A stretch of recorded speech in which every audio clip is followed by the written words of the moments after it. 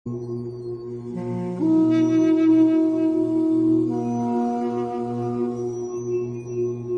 اچھا سپہ سالار دشمن کے بارے میں معلومات جمع کرتا ہے۔ وہ جاننے کی کوشش کرتا ہے کہ دشمن کی فوج کی تعداد کتنی ہے، ان کے پاس اسلحہ کتنا ہے، ان کے وسائل کیا ہیں اور ان کی جنگی مہارت کتنی ہے۔ نبی کریم صلی اللہ علیہ وآلہ وسلم سے بڑھ کر کون سپہ سالار ہو سکتا ہے؟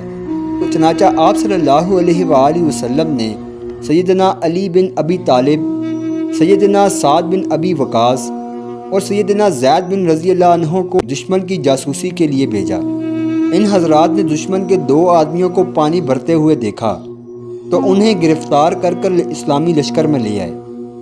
ان سے معلومات حاصل کرنے کی کوشش کی۔ ان دونوں کو رسول اللہ صلی اللہ علیہ وآلہ وسلم کے سامنے حاضر کیا گیا۔ آپ صلی اللہ علیہ وآلہ وسلم نے ان سے قریش کے بارے میں پوچھا۔ انہوں نے بتایا، یہ ٹیلہ جو وادی کے آخری دانے پر دکھائی دے رہا ہے، قریش اس کے پیچھے ہیں۔ نبی کریم صلی اللہ علیہ وآلہ وسلم نے فرمایا، وہ کتنے ہیں؟ جواب میں انہوں نے کہا، بہت زیادہ۔ رسول اللہ صلی اللہ علیہ وآلہ وسلم نے فرمایا، تعداد بتاؤ، وہ کتنے ہیں؟ کہنے لگے، ہمیں نہیں معلوم۔ آپ صلی اللہ علیہ وآلہ وسلم نے پوچھا، اچھا یہ بتاؤ روزانہ کتنے اونٹ ذبح کیے جاتے ہیں؟ انہوں نے بتایا، کبھی 9 کبھی 10۔ آپ صلی اللہ علیہ وآلہ وسلم نے فرمایا، تب تو قریش کی تعداد 900 سے 1000 کے درمیان ہے۔ اس سوال سے آپ صلی اللہ علیہ وآلہ وسلم نے دشمن کی تعداد آسانی سے معلوم کر لی۔ معرکے سے پہلے مسلمانوں نے میدان جنگ کے شمال میں رسول اللہ صلی اللہ علیہ وآلہ وسلم کے لیے ایک اونچے ٹیلے پر آرام گاہ بنا دیا۔ اس جگہ سے پورا میدان جنگ نظر آتا تھا۔ اس آرام گاہ کی حفاظت کے لیے سیدنا سعد بن معاذ رضی اللہ عنہ کی قیادت میں نوجوانوں کا ایک دستہ مقرر ہوا۔ اب آپ صلی اللہ علیہ وآلہ وسلم میدان جنگ میں تشریف لے گئے۔ ان لمحات میں آپ صلی اللہ علیہ وآلہ وسلم ارشاد فرماتے جا رہے تھے، انشاءاللہ مشرکین یہاں قتل ہوں گے۔ دوسرے دن جنگ سے پہلے آپ صلی اللہ علیہ وآلہ وسلم نے صحابہ اکرام کی صف بندی شروع کی۔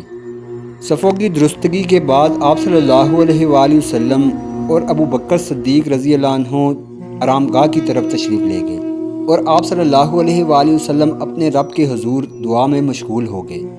آپ کی دعا کے الفاظ کچھ یوں ہیں، تو نے مجھ سے جو وعدہ کیا ہے اسے پورا فرما، اے اللہ ہم تجھ سے تیری مدد کے طلبگار ہیں۔ آپ صلی اللہ علیہ وآلہ وسلم نے اپنے مبارک ہاتھوں کو آسمان کی طرف اٹھایا اور مسلسل دعا فرما رہے تھے۔ آپ صلی اللہ علیہ وآلہ وسلم کی آنکھوں میں آنسو تھے، یہاں تک کہ آپ صلی اللہ علیہ وآلہ وسلم کی چادر مبارک کندھے سے نیچے سرک گئی۔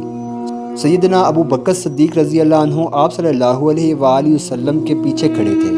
انہوں نے آپ صلی اللہ علیہ وآلہ وسلم کی چادر درست کی اور درد بھرے لہجے میں فرمایا، اے اللہ کے رسول صلی اللہ علیہ وآلہ وسلم، اب بس فرمائیں، آپ نے اپنے رب سے نہایت عاجزی اور انکساری سے دعا مانگ لی ہے۔ اللہ کے رسول صلی اللہ علیہ وآلہ وسلم نے ان سے فرمایا، ابو بکر تمہیں مبارک ہو، اللہ تعالیٰ کی طرف سے مدد آ چکی۔ رمضان المبارک کی 17 تاریخ تھی، گویا قدرت نے غزوہ بدر کے لیے یہ تاریخ مقرر کی ہو۔